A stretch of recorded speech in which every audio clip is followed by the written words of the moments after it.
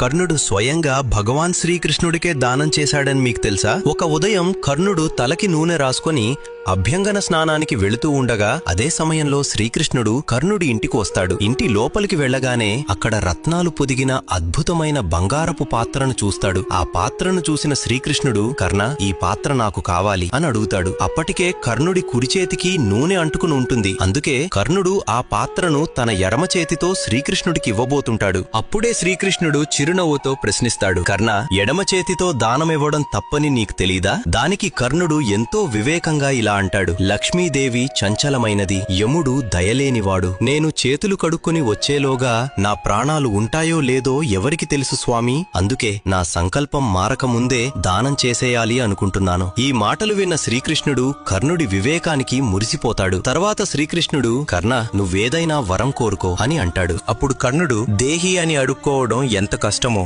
నాస్తి అని లేదని చెప్పడం అంతే కష్టం స్వామి. కాబట్టి ఈ జన్మలోనే కాదు, ఏ జన్మలోనైనా నా నోటి నుండి దేహి, నాస్తి అనే పదాలు ఎప్పుడూ రాకూడదు. అదే నాకు వరం. ఈ మాటలకు శ్రీకృష్ణుడు ప్రసన్నుడై ఆ దానాన్ని స్వీకరించి తదాస్తు అని వరమిస్తాడు. అందరూ హృదయపూర్వకంగా జై శ్రీకృష్ణ అని కామెంట్ చేయండి.